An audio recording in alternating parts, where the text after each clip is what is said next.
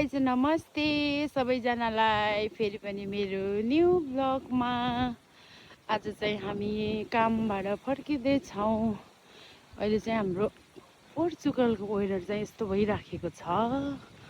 दिउँसोमा चाहिँ घाम लागेको थियो, अहिले चाहिँ घाम डुब्ने बेला भएको छ, किनकि अहिले चाहिँ 8:30-9 बजी मात्र अँध्यारो हुन्छ कि यहाँ पोर्चुगलमा चाहिँ। सो हामी चाहिँ बिहान 8 बजी गएको, अहिले हामी 8:30 बजे निस्केर आएको काममा। 12-13 घन्टा काम गरेर आयौँ। अहिले चाहिँ हामी बाटोमै छौँ। अहिले चाहिँ पोर्चुगलको स्थिति चाहिँ यस्तो छ। यो चाहिँ अङ्गुरको बोट हो, अब चाहिँ फल्ने आँटेको छ। यो यस्तो हुन्छ यहाँ चाहिँ।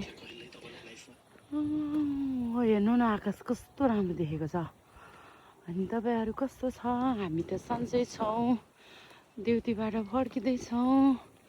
आज चाहिँ अलि चिसो चिसो पनि भएको छ। अहिले चाहिँ अब बिस्तारै रात पर्छ।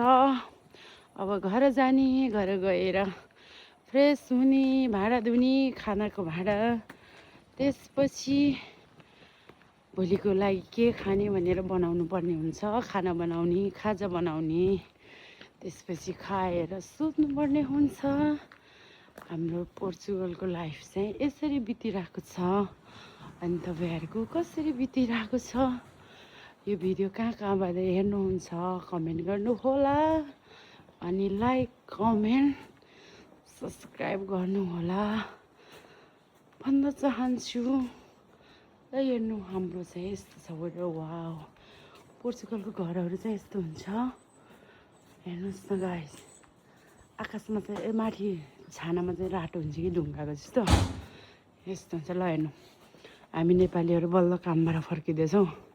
यहाँको मान्छेहरू चाहिँ मस्त झ्याल ढोका बन्द गरेर खानासाना खाएर सुतिसक्यो होला सायद। त्यही भएर झ्याल ढोका बनाएर चाहिँ। वाउ, हेर्नु न, यो फुल चाहिँ नेपालको जस्तै हो सेम। वाउ, कति क्युट छ, ब्युटिफुल नेपालको। अनि त्यसपछि यहाँ हाम्रो एकजना साथीले कुरिरहेको छ। हाम्रो यहाँ राम्री परी साथी फेरि यहाँ हुनुहुन्छ। कुकुर पनि भुक्नुभयो। हाम्रो चाहिँ यहाँ कुकुर पनि छ। हामी चाहिँ काम गरेको यो बाटो हिँडेको 6-7 वर्ष, 7-8 वर्ष भयो। तर पनि यो कुकुरजीले हामीलाई चिन्नुहुन्न। जहिले यसरी भुक्नुहुन्छ। यसरी यहाँ पनि यसरी कुकुर पालेको हुन्छ है गाइस। हो, यो चाहिँ लारन्जा हो। अहिले चाहिँ यस्तो पालो लागेको छ। यसरी हिँड्दैछौँ हामी। त्यसपछि हामी हाम्रो घर जाने बाटोमा हुँदैछ। ल हेर्नु, यो पनि त सेम नेपालको जस्तै त हो नि।